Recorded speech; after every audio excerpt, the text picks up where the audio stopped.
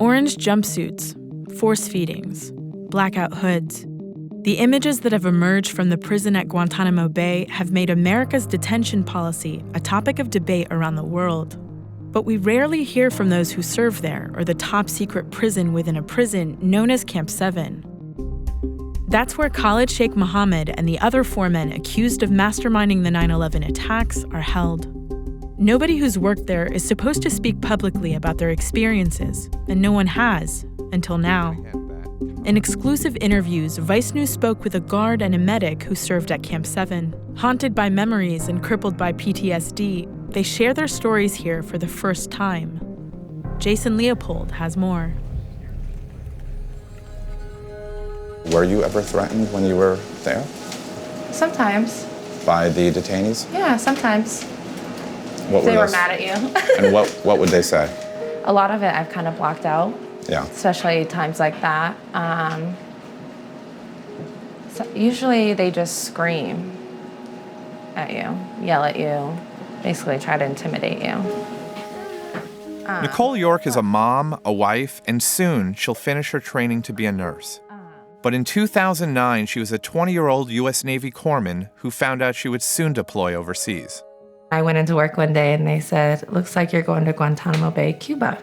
Where would you be serving at Guantanamo? It said I would be Navy corpsman serving with TFP, Task Force Platinum. And how did you come to discover what ultimately Task Force Platinum's mission was? The day I showed up and I arrived.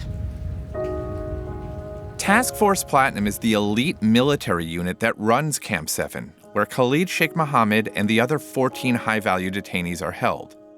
The location of Camp 7 is classified top secret. There are no public pictures, and military and government officials are prohibited from talking about it.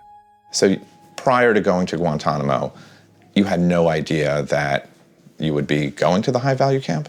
No idea. I didn't get any training. I didn't know what to expect. I didn't get training until I was there, until the guards took me aside and said, "Hey, if this happens, this is your role in this scene." One of the guards who took Nichole aside was Andrew Turner. Andrew, when you received orders to deploy to Guantanamo, was there anything unique about those orders? Really, to me, the uniqueness was they were just very vague, and it said something about TFP guard, which I didn't really know when I got the orders exactly what that was. Andrew stood guard over high-value detainees for 12 hours a day. I felt really, really unprepared for that deployment. And I'd never, coming from other units where pre-deployment training and the information process was you were so involved in it that I really felt in the dark, and it freaked me out. I felt incredibly unprepared and very vulnerable at that point. Nichole also worked 12-hour shifts. At night, she tended to the medical needs of the high-value detainees and the military staff. We could not room with anyone else that didn't work at our camp. For the off chance we say something, even though we may live next door to them, we cannot share a room with anyone outside of Camp 7. So they kept us secluded in that sense. The emotional impact of that, how did you handle it? I cried a lot in the beginning, and then after I started, making friends and other people to confide in and stuff that worked with me, I started drinking because I didn't feel like there was anything else to do, and alcohol was my outlet. I drank. There were threats, there was sexual harassment, and there were nightmares. I had nightmares where I was being attacked by detainees. I had nightmares where they would somehow get a hold of me and grab my hair and slam my face off a steel door. While Nichole dreamt of violence, Andrew experienced it within the first 2 weeks of his deployment. We had control of a detainee while the detainee was on the ground cuffed, trying to make sure he didn't hurt himself. He attempted to bite me.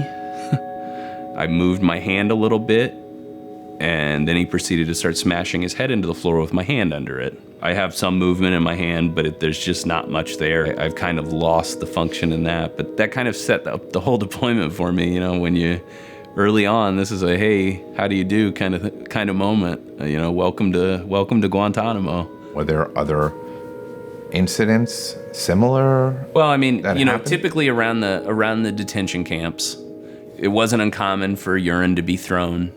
It wasn't uncommon for feces and food to get thrown. Verbal abuse was pretty common. Being called every name imaginable in multiple languages, you know, throughout all those camps, that kind of just tears people down, and you just didn't know what was coming around that next corner. And it was 99% boredom and then 1% just pure, unadulterated craziness. Why did you decide to step forward and speak with us?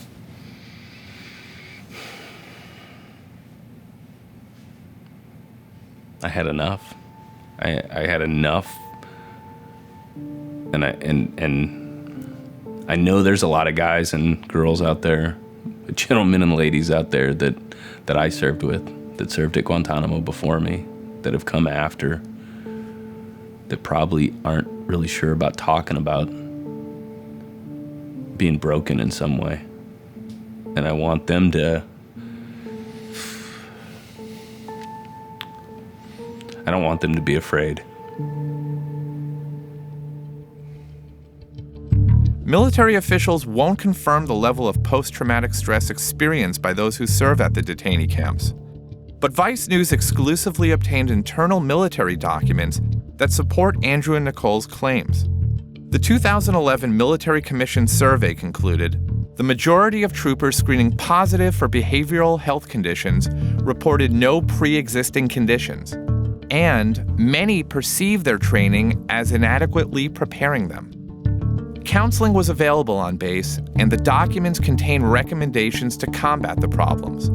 But the military did not respond to questions about the survey or recommendations. I think mentally and emotionally, it's a combat. Nichole spent 9 months at Gitmo. Eventually, she received a diagnosis of post-traumatic stress disorder. It took me about 8 months to get some help because I just was in so much denial. I'm like, I'm fine, like we're okay, you know. Although it's been 6 years since Nichole left Guantanamo, she's still frightened of the high-value detainees she was assigned to care for. What's your fear? My fear is them finding me, or it's gonna make me